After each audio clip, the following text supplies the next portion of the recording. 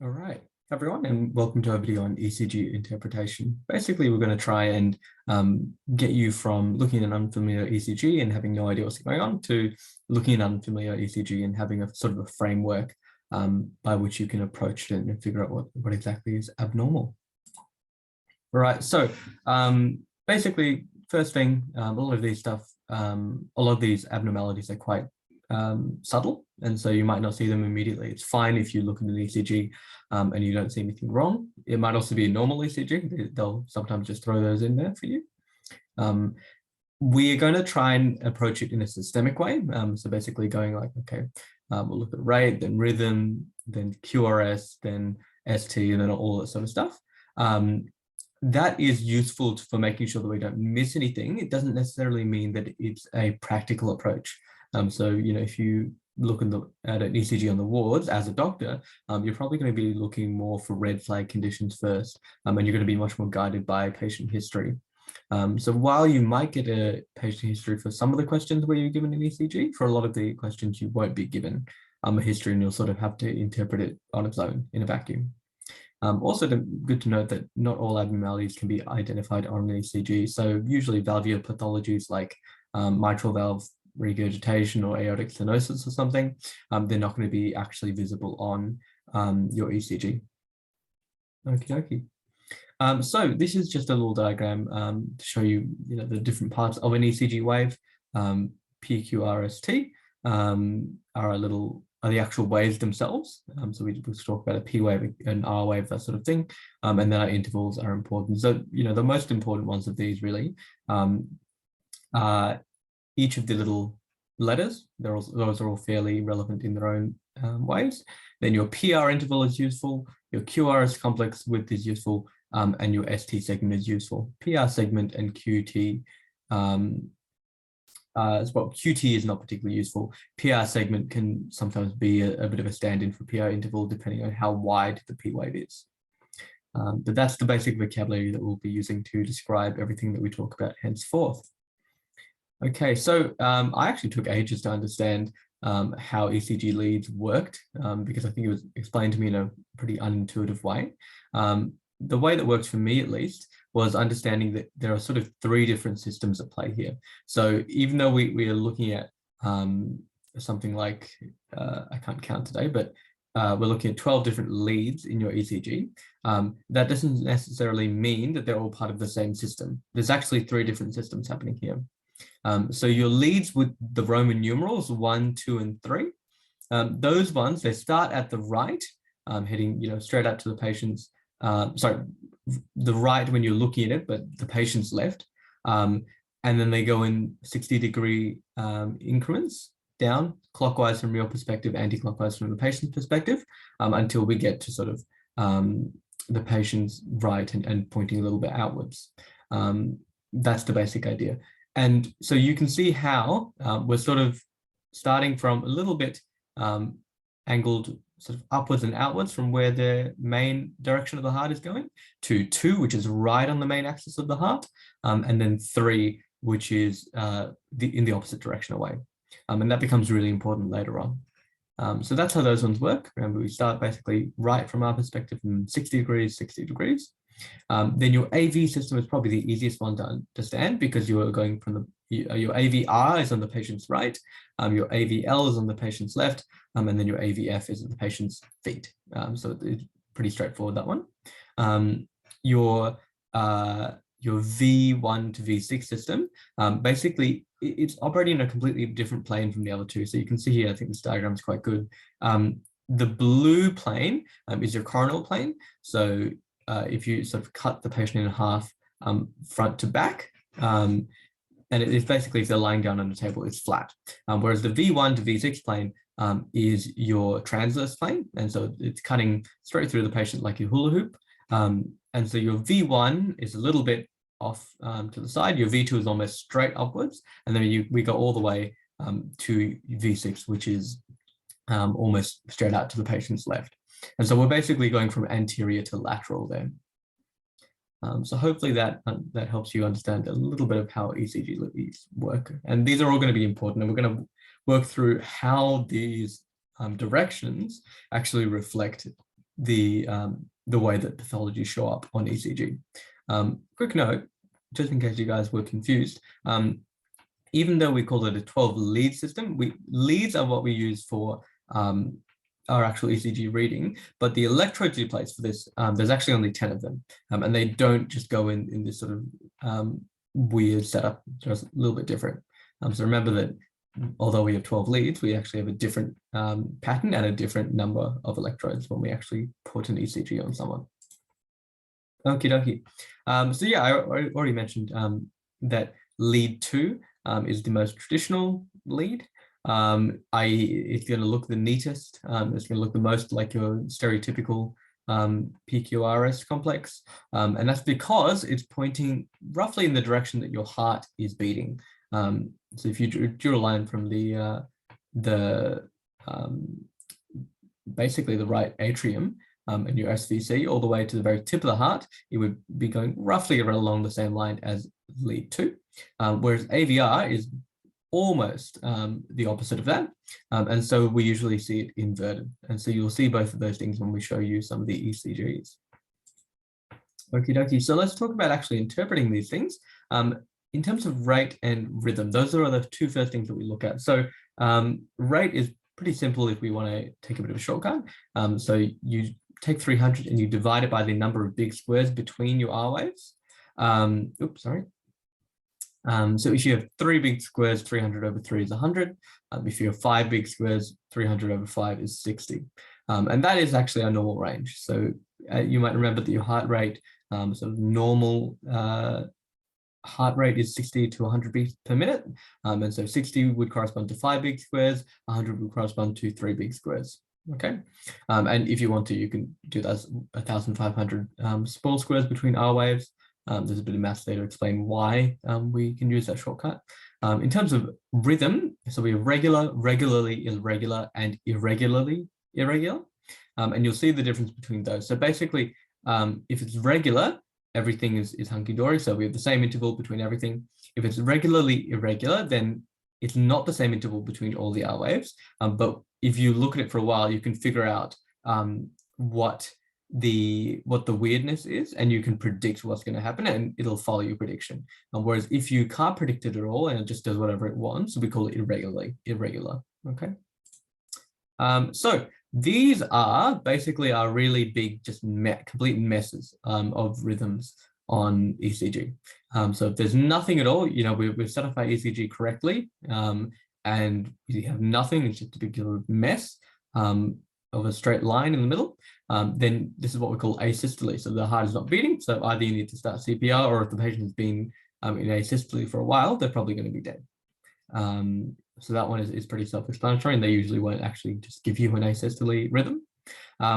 So if we have an sort of a recognizable ECG wave, so if you think back to that diagram I showed you before, if it sort of looks like that, at least broadly, then we're going to move on from this because we're not dealing with that here. But if we just have a complete mess, and then there are a couple of different options, and they're usually ventricular pathologies. So if you want to think about why that might be the case, and why an atrial pathology wouldn't show up the same way, you just need to think about the size of the atria and the ventricles. So the ventricles are much bigger, they're much denser, there's much more in them. And so the electrical activity that happens in the ventricle, which is what the ECG measures, is going to be much, much higher than the electrical activity in the atrium. So if the atria are sort of are freaking out, then it's going to be a much smaller effect in the ECG than if the ventricles are freaking out. And irregular ventricles can completely drown out the activity of normal atria. So if it's regular, we call it ventricular tachycardia, which sounds more benign than it is. It's actually quite dangerous. And like most ventricular pathologies that are acute, so VTAC and VFib would be the main ones, very high chance of killing the patient. If we have ventricular fibrillation, then it's just a mess. So there's no discernible rhythm. It's going to probably have almost no pattern to the ECG. It's just sort of up and down, up and down, up and down. So ventricular tachycardia means that there's something going on that's pushing the rhythm really, really, really fast. Ventricular fibrillation means that there's no real governance of the rhythm anymore. Okie dokie. So now we're moving on to, this is a recognizable ECG, but there's still something wrong with it. So let's look at P waves first. So if we can see P waves, we can skip it, okay? We can skip most of this, this slide. If we have weird P waves, let's have a look at this. So if we don't have any P waves, then we probably have atrial fibrillation. So that means the atria are doing whatever they want, and it's going to show up here as sort of a mess there. So if you remember, like I told you, this is the atria freaking out, doing whatever they want, and it's just sort of a little sort of lapping tide as opposed to the big tsunamis that we had with V tachy and V fibrillation. So you can still see those big spikes of R waves, and that's the ventricles actually doing their job. And of course, that's going to completely drown out our little atria. And it's going to be irregularly irregular because it's basically a toss-up whether any of these impulses in the atria actually make it through to the SA node in order to make it to the ventricles. Sorry, the AV node, not the SA node. So if we have if we have P waves in the first place, but they look sort of weird, a sawtooth is the usual keyword for these, but honestly, for a lot of them, that's not the most descriptive term. This is a particularly nice looking one, but in practice, they can often look a little bit different. But if you notice that they're not always getting followed by a QRS complex, then there's a good chance that it's atrial flutter. So atrial flutter is often a regular rhythm, but a potentially fast rhythm. So if you look at here, we're looking at maybe 3.5 big squares. We know, first of all, that that's within our range of 3 to 5 big squares being normal, and that's going to come out to maybe about 90 or so beats per minute, which is pretty much within our normal limits. So atrial flutter is not quite as serious as atrial fibrillation, but it can progress to atrial fibrillation. So we have normal looking P waves, and we have P waves and they're normal looking. But what if we still notice that there's something weird? So maybe we're missing some beats, so not every beat actually happens, or we have a long interval between the P wave and the QRS complex. So normally we expect to see a interval of between 3 and 5 small squares. But if we have a longer interval than that, then we have probably what we call an AV block. So your AV node isn't conducting your impulses from your atria to your ventricles properly. So there are many different types of these, and they're all sort of interrelated. Understanding them together is probably the easiest way to understand them. So first degree is almost like the least that can go wrong here, which is that in your first degree block, it's just that the node is slow. That's it. So we don't have any missed beats. Every P wave is followed by a QRS complex, but you'll notice that we have a very long PR interval. In a second degree block, we're actually missing some stuff, so it's not doing its job at least part of the time. So we have a PR interval which is increasing with every beat. You'll notice that in the second diagram there. And occasionally, when it gets long enough, you can actually get a missed beat because it's just taken way too long to get through, and it doesn't happen. Okay, with a second degree type 2 block, this means that we're no longer just like progressing to so bad that it misses. It is now missing at a regular rate, and we can actually tell how often it is missing. So we usually describe it by the ratio of P's to R's. So we'll never have more R's than P's with this type of abnormality. But sort of typical ones might be the top diagram there. We can assume if we have a misbeat just before the start of this little strip, that this is a 4 to 3 second degree AV block, because we have 4 P waves and only 3 R waves. In the bottom one there, we have a 2 to 1 AV block, which you'll sometimes see. It's still considered a second degree AV block, so it's still in that second degree type 2 sort of bucket. In a third degree block, we have P waves and we have R waves, which are both regular, but they have no correlation at all, basically. Okay, so in our if you look at our P waves here, we have about 8 squares between P waves, which is quite long, and we have 7 squares between the R waves. So both of them are slow, but the P waves are abnormally slow, whereas the R waves are actually slow because the ventricles, they have a inbuilt pacemaker, but as you guys probably know, is much smaller than much slower than the natural pacemaker in your sinus and even in your atria. So we've got our P waves. They look normal, they're present. We don't have any issues with misbeats or anything, but it's still sort of fast or it's still sort of slow. So we either have sinus tachycardia or sinus bradycardia. So again, applying our things around 2 large squares between our guys at the top here. So about 150 beats per minute. At the bottom here, we can see there are about 6 big squares between each beat. So about 50. So just a little, well, the first one is quite tachycardic. The bottom one is a little bit bradycardic. But obviously, if your heartbeat gets slow enough, then you can have some big problems. Okay. So sometimes, this is a bit rarer, but you can sometimes get a case where you have no P waves at all, and you have really slow regular heartbeats. So this is basically a similar situation to the type 3 block, but it's basically that your actual sinus has shut down, and basically everything above the ventricles in your electrical system isn't working. And so it's the same reason of why things are slow, which is that the natural ventricular beat is very, very slow, but the reason is no longer that the atria is no longer necessarily with the AV node.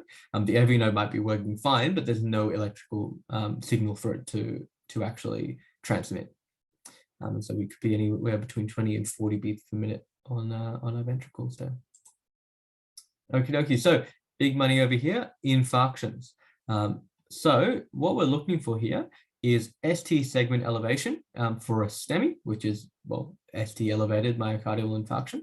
And we usually get depression. So basically, this is where those leads come in handy. Now, sometimes you get taught the leads as like, okay, these 3 are in this area and these 3 are in that area. Interpreting stuff like this is the main reason why I think that that's sort of dumb, because you're never going to actually remember it off, rote learning. This is this, that is that. Whereas with this, I could say, okay, AVF towards the feet. V3, I know that that's sort of halfway between straightforward and out to the patient side. Okay. So if I can look at that, I can then say, okay, so I see depression in AVF and I see ST elevation in V3. So I know that AVF is inferior because it's pointing down, and I know that V3 is sort of roughly anterior because it's pointing more or less forward. And so this could be an anterior MI, or it could be an anterior lateral or something. I'd need to look at other leads to actually pinpoint it, but I can tell you straight away, it's definitely not an inferior MI. And so you really want to be thinking about that sort of thing, because usually with a STEMI, you'll get a infarction in one place and depression in the opposite. And that's why we say you want to look for what they sometimes say geographically consistent leads, or contiguous leads, I think is the usual term.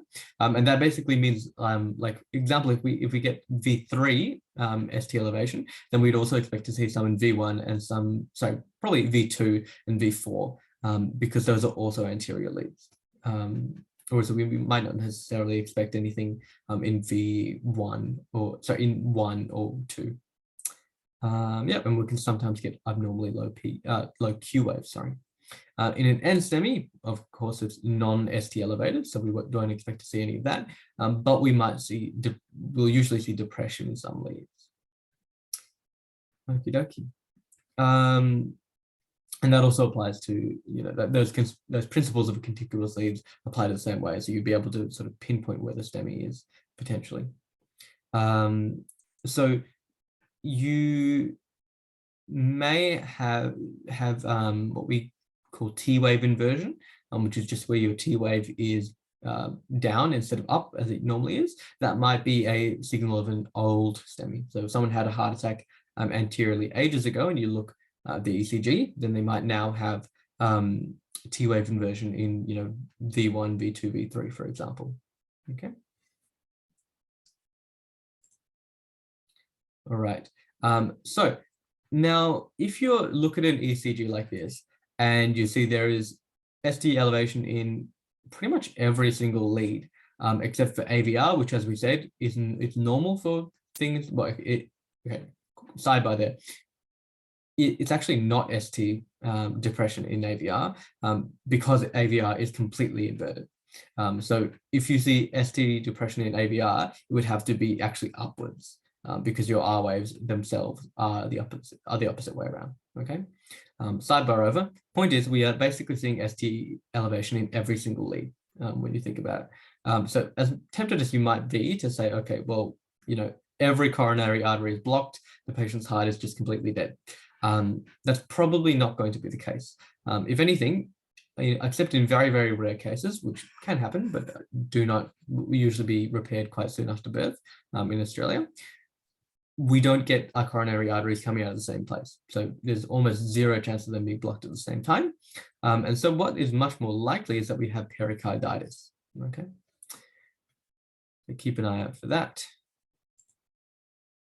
All right. So we've got through all of the previous abnormalities. Now we're just looking for other stuff. So we have let's consider a wide QRS complex. So other wide QRS abnormalities include VTAC and VFib way earlier. But as we remember from before, if we get one of those guys, then the whole thing is going to look really, really, really weird.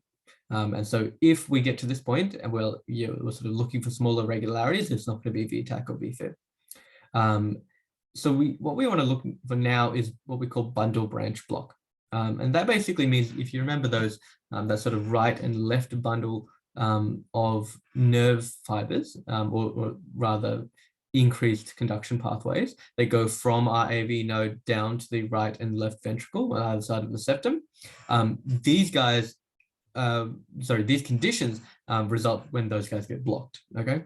So if we have a right bundle branch block, we are having issues with the conduction to the right ventricle. If we're getting a left bundle branch block, we're getting issues with conduction to the left ventricle. And that's actually reflected in how they work. So if you look at our left bundle branch block there, you can see that the place where we get the really pathological things, which is the M-shaped QRS complex, is in V5 primarily. Okay, and where does V5 point? If you think back to our lead placement, V5 points pretty much almost V6 is straight up to the patient's left, but V5 is pretty damn close to straight out from the patient's left. And so that lines up pretty well with where we'd expect the left ventricle to be. And remember, the right ventricle is actually quite anterior. It's actually in front of the left ventricle, in addition to being towards the right. And so if we look at anteriorly, it's like V1 and V2, and even V3, and we see a M-shaped QRS complex, then we can expect to see a right bundle branch block.